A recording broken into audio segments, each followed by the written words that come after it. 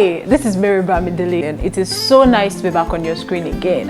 How are you doing today? I hope you're happy. I hope you're safe wherever you are. There's something I'd like to share quickly with you. I'd like to touch on a bit of a lifestyle, and today I'll be talking on the theme, love them, but don't be them, right? So I'd like to quote an instance from when Jesus was here on earth, and then there was this thing, and the Pharisees and Sadducees were like, oh, he's always chilling with the bad guys, he's always all around with sinners actually. And then I remember a part of the scripture that Jesus said, oh, he's actually sent to the lost sheep of Israel. I mean, if you are light, it is only proper, it only makes sense that you go out into the dark and shine light, make the dark place, the dark spots in the society, brighten the corner where you are, dark corners, brighten them up, right?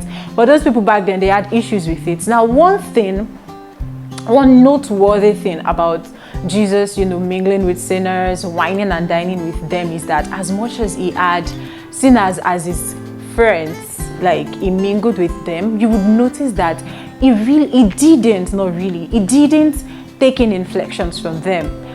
People say it's the same, not the sinner. So of course we love everyone, love your neighbor as yourself.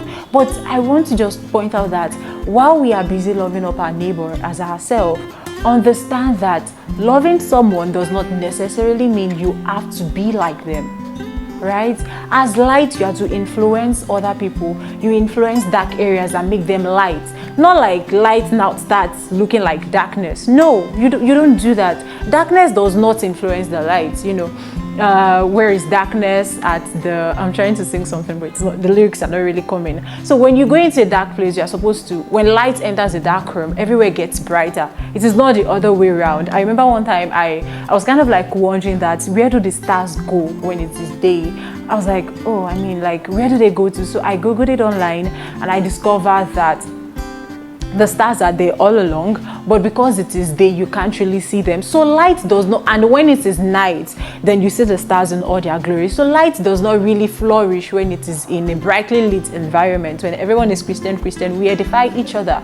But now we are supposed to go out there in the dark. That is when our light is now meaningful. That is when we impact lives better. So you staying holed up in your local church and like, oh, I'm just comfortable here, I'm doing perfect here. Nah, it's okay, but now you need to step outside there, get into the big society. If you say that, oh, the world we live in now, it's perverted, everyone is bad people everywhere, then don't just talk about it. Rewrite that narrative, all right? So you should go out into the world and shine, brighten the corner, go into the world and tell them God is alive, that Jesus is alive, via your words, via your disposition. Love them, but don't be them, right? When a newcomer comes to the church now, you're supposed to be like the light that they can look up to. You don't want them to necessarily be like you, right? You don't want them to pattern what you do, word for word, action for action. But they should be able to look at the life you live and be like, okay, I want to be like brother Joseph in this area. I like the way he sings. I like the way he edifies people with the words he says. But it shouldn't now be you trying to now be like the newcomer and be like, oh, did you see the hair she has on? Did you see that skirt? Oh my God, I love it. And you're now trying to leave the solid thing you're holding on to. You're now trying to tap. Nah, it shouldn't be that way. As much as we are friends, I'm not saying, personally, I feel like I only have few church friends, right? And most of us as Christians, we do. You can't control who you fall in love with, right? You can't control what your heart loves sometimes. Yeah, sometimes.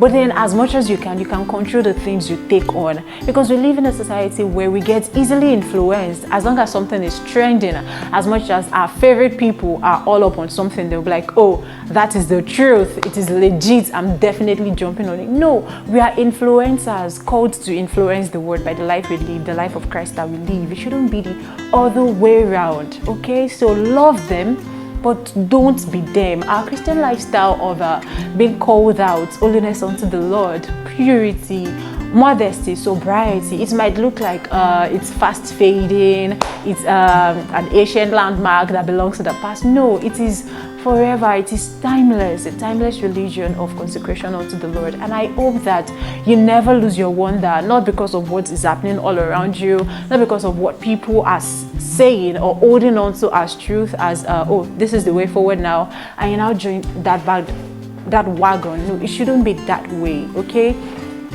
so So as much as you have friends that are maybe like what, and half of the time, where the issue comes in is not really that we don't know what to do, we don't know what we believe in, but as a result of the fact that, oh, I don't want her to feel bad, I don't want him to feel bad, then we now embrace their truth and make it ours. No, we should be the one setting the pace that when they are around us, they know, oh, they can't do certain things because they know we would negate it. So we shouldn't be like, oh, I don't want to make her mad, I don't want to make her sad, then we should now start conforming. No, don't conform. Regularly renew your mind and start firm. Okay, stand for something, know what you stand for, and stick by it. I hope this blesses you. So feel free to share this with your friends, with your loved ones, share it with the brotherhood. Don't hoard this goodness if it's blessed you. So please pass it on. Okay, this is Mary Bamidele. I look forward to hearing from you, your comments, your thoughts, your take on this. Loving them but not being like them. By them, I'm sure you know what I mean. So I'll see you in the next one. Till then, stay safe. God bless you. Bye.